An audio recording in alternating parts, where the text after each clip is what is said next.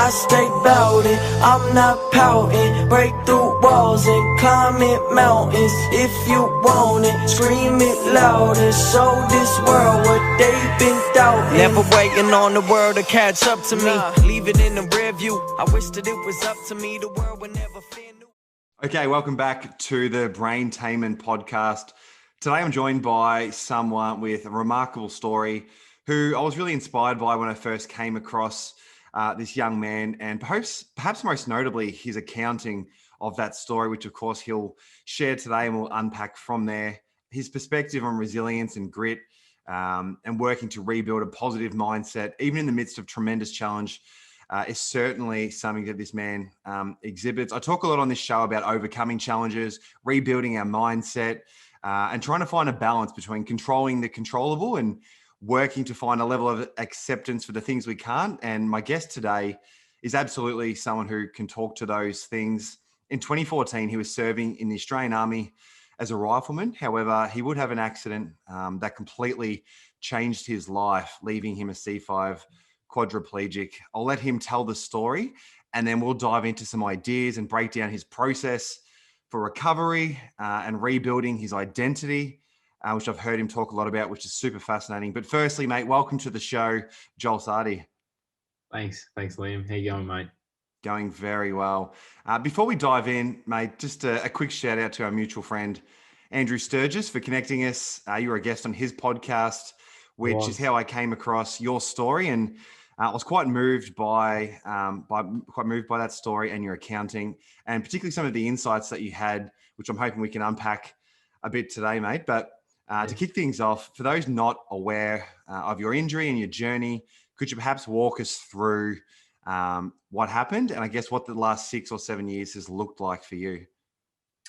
All right, mate. So yeah, as you said, I'm a C5 quadriplegic. So in 2014, I fell over a handrail. So I was going down some stairs and lost my balance and fell over the handrail. Landed on my back. It was a 3-meter fall, and in doing so, I chipped my C2, shattered my C5, cracked my T2, 3 and 4, and my sternum. And in doing so, the C5 vertebrae pushed on my spinal cord, and that immediately rendered me a quadriplegic. So no movement from the shoulders down, or at least no control from the shoulders down. Like I can move my arms, but I've got no dexterity or no triceps. So makes things pretty difficult, to say the least. It meant that I basically woke up one morning in my bed and went to bed that night in a hospital bed, and woke up the next morning a quadriplegic in a hospital bed, and that would be the case for the next 12 months in hospital, and still to this day waking up a quadriplegic. So what is it, nearly seven years on from my injury. Life has been an absolute roller coaster and an absolute challenge. But I was talking to someone this morning about my injury, and we were saying how people often say that after their spinal cord injury that their life gets better, and I call bullshit on that. I really don't think that that's a true statement, but I do think that we become better as people because we appreciate things. I know I do. I appreciate the smaller things. I appreciate people and conversations and experiences more so than I would have. I stopped to smell the roses. I stopped to enjoy things a lot more. Yeah. Although people are say I can't sit still for long, but yeah, I definitely enjoy things differently. It's a crazy story, and I've heard you talk a lot about, which makes sense, of course, on reflection, how you lost your identity for a period of time. So could you share some thoughts around what that process looked like for you? I guess what you meant by that. I know your life, of course, was shifted pretty dramatically, but what did you mean by losing that sense of identity? And then perhaps share a little bit about your process of cultivating a new one as you move forward. Yeah, okay. So I joined the army at 19, and I started to form this identity, or at least I thought so. I was a soldier. I was in the Australian Army. I was living on my own in Adelaide, and really coming into my own. And I recently deployed to Afghanistan, so my career was getting really good in the army. And then I was playing football on weekends with my mates, and I was living my life. I had a girlfriend living in Melbourne, and we were getting pretty serious, and I thought I was heading down this path. And I had my accident, and I couldn't move. I couldn't dress myself, couldn't feed myself, couldn't go to the toilet on my own. I eventually learned that I had to have someone wipe my ass for me. They had to do everything for me, basically. And for someone that lived that life of army, football on weekends, I use that as my example because I was just so independent. Get up and drive myself whenever I wanted, to suddenly going to this person paralyzed, stuck in a bed, unable to do all the things I've just mentioned. So I'm laying in bed, staring at the roof, telling myself everything I'll never do, everything I used to do. That basically, I was only 22 at the time, so I had a very short understanding of what life was, and what I'd lived up until then I thought was going to be life and going to continue to be life, in that the independence and doing what I wanted. And whenever I wanted to, suddenly, well, no, you can't even move a limb in your body. You're going to do exactly what your disability tells you to do. So over the next 2 or 3 years after my injury, I really started to tell myself that I was useless. I was this person in a wheelchair that I never imagined I would be. I used to see people with disability, and I'd give them 5 minutes of my time and think, pay the respect and think that must be difficult. Not pity them, but at least give them time of day. And I would think, shit, that must be hard. So suddenly I'm that guy in the wheelchair. I'm that guy at a venue that people need to stop their conversation. Oh, sorry. And they move out of their way. And that's terrible for me, because I hate being the center of attention in that regard. My mates would say I was the clown, I was the idiot. I was. But I was never the one that would stop the room because, get out of the way because someone's coming through with a wheelchair. And over time, I would then tell myself that I was that guy that everyone was looking at. So I was that guy in the wheelchair, and I was that. I said it to Sturge on the other podcast that I call myself. I don't do it anymore. The vegetable, because I'd have to get pushed into venues by my mates and pushed into the toilets because they'd need to undo my jeans so I could do a catheter. They'd need to set everything up, and just everything about my life that was independent and dignified was taken away from me. So that's why I lost that independence and that strong character. Could you maybe, it's crazy and there's so much to unpack. But Joel, could you maybe walk us through the process, I suppose, or the timeline of your psychology? So I can only imagine when this injury first takes place, how do you go about reconciling, what and you touched on it there, you had a vision or a blueprint for your future that's now shifted. How do you go about reconciling that? And maybe just talk to the timeline of how you go from that place, I suppose, to when you first start finding or working to find some level of acceptance, I suppose, and look towards, I've heard you talk quite eloquently about looking for opportunities and not dwelling on the past, as challenging as that can be. So when did you first start cultivating that sense of direction and looking for opportunities? So it's kind of a loaded question, but perhaps, give us a timeline of your psychology over the last 6 or 7 years.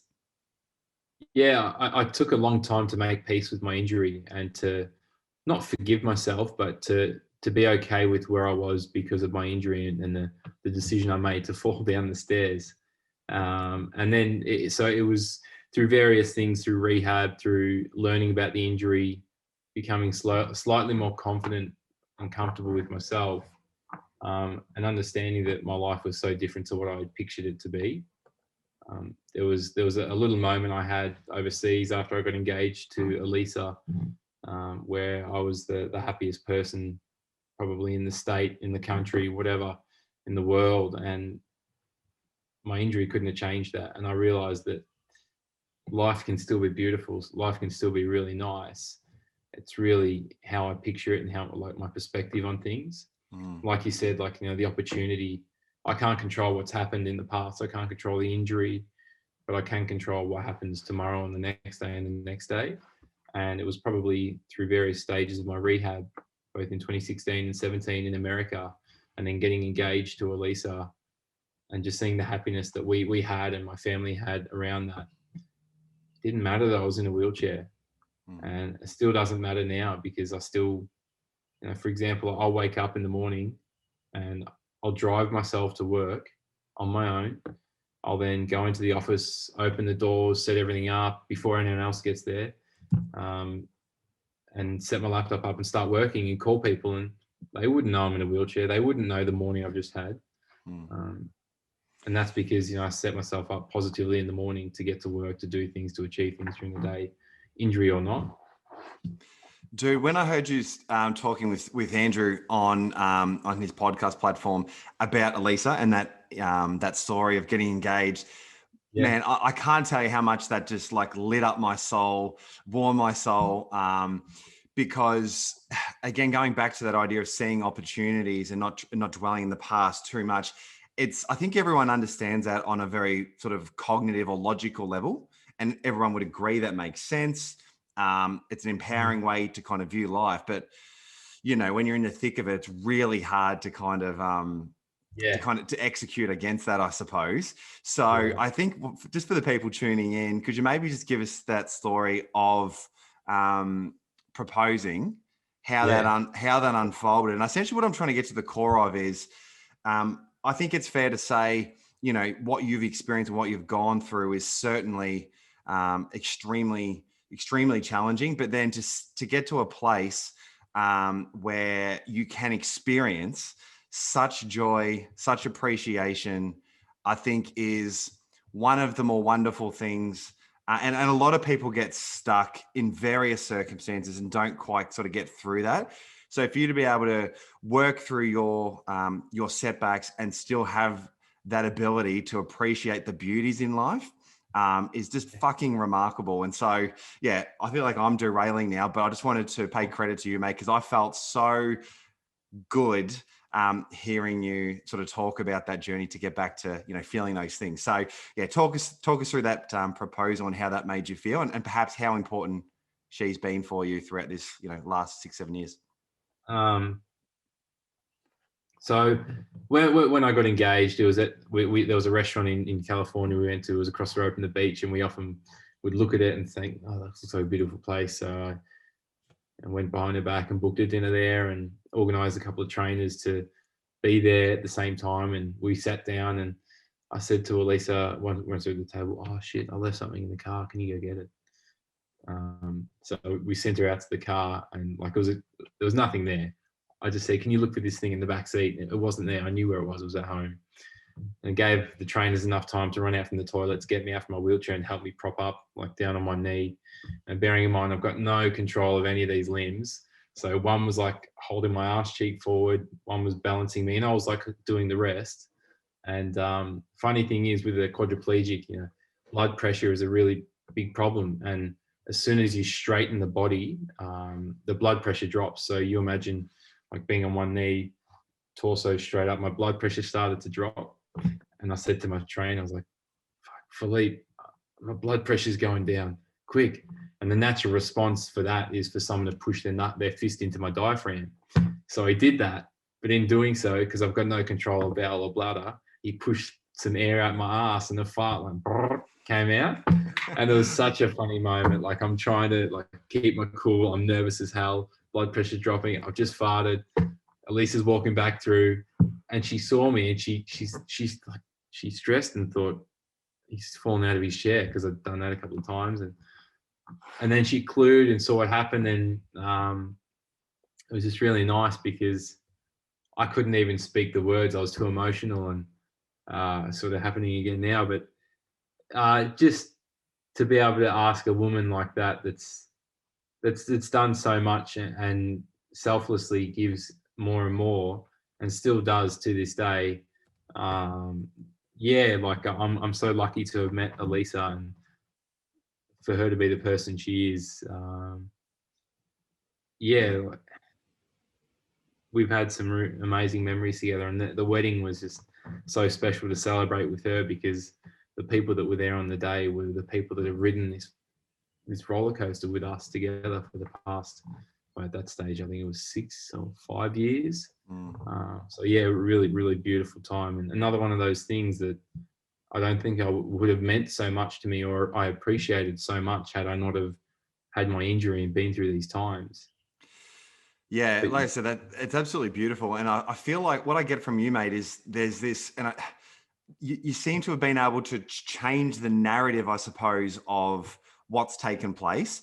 Now, I think everyone to some extent can relate, obviously to varying degrees, but to some extent has a life situation or a relationship or some sort of circumstances that they just can't sort of calibrate. And they kind of get stuck in there and they're dictated by that narrative, right?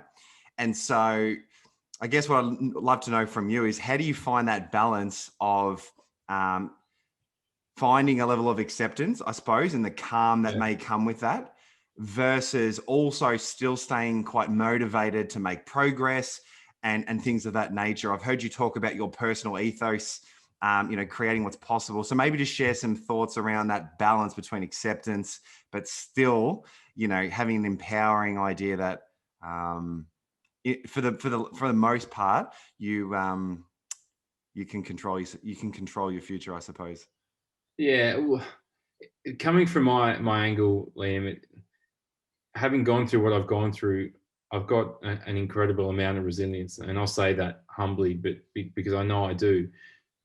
I've been thrown some absolute curveballs after my injury, and they've really derailed me for a day or so. But I've gotten over them really quicker, and as each one of those curveballs have been thrown at me, I get more resilient. I don't think the bloke that won, or the woman that won 970 million in America last week in the lottery, I don't think she picked up that ticket and said, yeah, and then she became more resilient after realizing she was nearly a billionaire.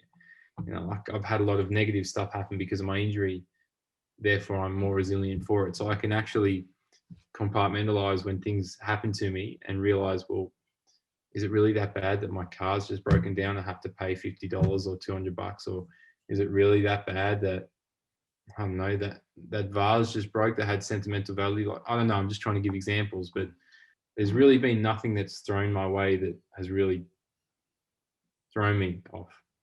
Do you think, and just going back to the identity piece, do you think that confidence in your ability to be resilient has played a large role in this new identity? And I talk a lot about identity and our sense of self on this program.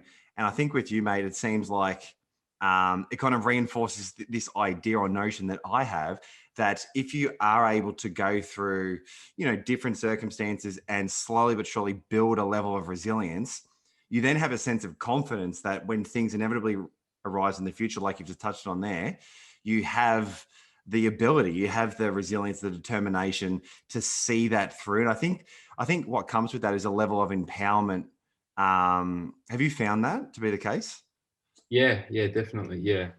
Everything we can just take, and we're patient. And I say we because at least we face everything together basically. And we just take it on and we cop it and we move on. Like last year was a massive test. Elisa was pregnant. It was COVID, and there was so many challenges that were thrown our way. We didn't know how we were going to handle the pregnancy, whether I could be there for the pregnancy. And I think we knew a lot of couples are in the same situation as us, and people were getting really stressed out. But like I said to Elisa, whether I can or can't, we can't control it now. Let's just worry about it later or not worry about it at all. And fortunately, in the end, I was able to be there for the pregnancy, for Esme's birth, and all these other things that were thrown our way last year that were stressful. But no, we took it on together, and we broke it down and realized that it's not that bad. It's not worth getting that stressed out about it. Mm. Mate, I want to talk about milestones and goal setting. I've heard you talk about that before as well. How important has that been for you to have, I guess, the sense of accomplishment and sort of the neurological reward that comes with making progress? And then also having that sense of direction to sort of work towards something. Has that played a role for you? Has that been a big part of your life, setting goals and working towards achieving, really sort of proud moments and milestones? Yeah, mate. I think without a goal, I'm lost, and without knowing what I need to achieve by the end of the month, by the end of the week, by the end of the year, it's a weird feeling for me. I guess probably always did it a little bit before army, and it may have been, before my injury, it may have been like a financial goal to save X amount so I can buy something, or like an investment property, whatever. So there was all the like little goals, and now even more so, it's so important to keep me occupied and to keep me working towards something. I think without the goal, I just sort of wake up aimlessly and go through the day, go through the weeks. I'm not achieving anything, but not really find like I'm working towards anything. I think that's very normal for most, and I reckon it potentially may be amplified. You know, for you, with so many things that others may take for granted. Of course, for you, you know, a big checkpoints, I suppose. So, could you talk us through some of the progress that you have made, and what some of those milestones have been, and then maybe if there's been any kind of best practices, whether it's, you know, ideas that you consider, or things that, or habits that you do daily that have helped get to those milestones? So the early days, if we're talking injury, I was at a stage where I was that bad where I'd wake up every morning and cry because of my injury, and Mum would find me sobbing in bed or sobbing in my room, or when people would come, I'd just break down. So the goal was like to make it through lunchtime without crying. And I was able to do that eventually because I was able to talk to people about my injury and accept it a little bit more. And then get through the afternoon by going to the gym or doing something meaningful at the gym, or independent, like just drinking out of a bottle on my own. And because I was in tatters early days, and then the goal was to get to America and do some rehab, and we did. And in doing so, I learned that there's so much more that I could achieve as a quadriplegic, like physically. I'm talking physically. So we went back the next year, and my goal was to stand on my own 2 feet without a frame, without anyone holding me. And I did. And like, that was amazing to do that. And it's not like it's changed my life, but it was just a reminder to me and to everyone around me that it doesn't matter what the boundaries or the hurdles, like at the end of the day, I create what's possible, and so do you, hence the ethos of I create what's possible. But yeah, that was some massive, I suppose, achievements. But the biggest milestone in my life to date would be the birth of our daughter Esme. I think that's a day that not many people experience in their life. You know, the birth of their first child, and having gone through the challenges that we went through together, Elisa and I, and my family. But you know, this was a special one for Elisa and I. It was just such a beautiful moment when Esme was born, and we reflected on the past like 6 years, and like the times where I gave up, or Elisa was picking me up and I was saying I don't want to live anymore, or when I had some really bad days. Like, to think that that's where we are now, and that's like this is just the beginning of where we're going to be in 5, 10, 15, 20 years. Like that was a milestone. Yeah, mate, that is fucking awesome. Really cool. And I think it's that contrast between where you were physically, obviously, and then mentally as well, to where you are now, to see progress in both of those domains. And like you just touched on there, is sort of scratching the surface of what the next 5 could look like. I think is just such a powerful sort of realization, I suppose. And so I guess for you, mate, based on your experience and, you know, what you've been through and the lessons picked up along the way, for someone listening who may find themselves in a very different circumstance, but perhaps facing, you know, a level of challenge or adversity, or just feeling perhaps even on paper there's nothing per se that they shouldn't be able to overcome, but perhaps mentally they're just not in a good place. Is it possible to get to not just feeling, you know, just remotely better? Can you get to a place of feeling super grateful, being able to appreciate these things, like you've just described the birth of your daughter? You know, from your experience, is it possible for that person listening to go from feeling so stuck to feeling, you know, genuinely joyous and grateful for even the small things, and of course something as grand and awesome as the birth of a child? Yeah, 100%, definitely. Yeah. I've got no doubt about it. We're going to go to bed and wake up with that same condition the next day, but like I've said before, like that's what's happened in the past. We can't control that, and albeit there may be a condition that ends our lives sooner, but I think when you wake up, the first thing you can do is make a decision how that day is going to look. You can wake up and feel sorry for yourself, or to put it bluntly, yeah, feel sorry for yourself, or you can wake up and think, I want to do something today. I want to achieve something today. I'm going to go for a walk around the block. I'm going to go and buy a coffee. I'm going to go and say hi to 5 people today and ask them how they're going. You know, in integrating with the community. Like, we've all got a decision and a choice when we wake up how our day is going to look. So I've got no doubt that, yeah, people that are going through a tough time could probably turn themselves around or turn their day around. And that's not professional advice. That's just coming from me, who's lived it and done it. Because, and that's exactly what I wanted, is like just that personal experience, and seeing or hearing you sort of articulate that contrast is really motivating. So for you, mate, what's the next five ahead look like? Is there any big milestones in terms of like recovery, or things that keep you, like you said, you touched on about feeling that sense of like direction and, you know, working towards something? What's currently kind of in your mind's eye at the moment? yeah, well, like I just said there before, I don't have that professional advice to give to people. I want that to change. So I'm going to uni this year and next year, and hopefully that's it. I don't want to fail subjects. I just want to get it done. So yeah, I'll study psychological science at ACU, maybe 2.5 years, I think it is. So that hopefully coming out the other end, I can be somewhat of, I don't want to be a counsellor, but I'd like to work with people in like culture management or change management, or somewhat like a welfare role with veterans, with athletes or whatever, to be able to help people professionally. So that's my goal for the next 2 years, and that'll be a massive challenge. You know, like I've had to cut a day of work.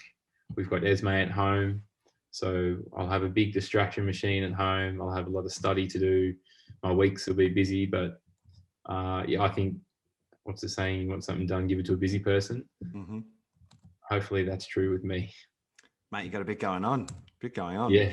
Well, Yeah. like I've said a couple of times, mate, some of the, just hearing you speak and even just chatting with you now, you know, I think you've got some really important ideas and insights, and obviously a personal experience that can really help people. Not just the cultivation of grit and resilience, which we've spoken about, but also just that, you know, getting from a place of feeling really, really dark mentally. And I think we've only scratched the surface of that now, but to get to a place of feeling joy and gratitude and things like that, I think that is so powerful and really inspiring for all people. So mate, I really appreciate you carving out the time to come on and chat with us today. If people want to follow your journey or connect with you in any way, how can they reach out, or how can they find you? Yeah, I have an Instagram page called Joel Sardi. My name, same spelling. Sweet. There's a Facebook page as well, but look, I think the Instagram gets updated more, so Cool. Elisa runs that. Awesome, mate. Well, yeah, you're a legend. Hopefully we get the chance to meet in the flesh, you know, sometime in the near future.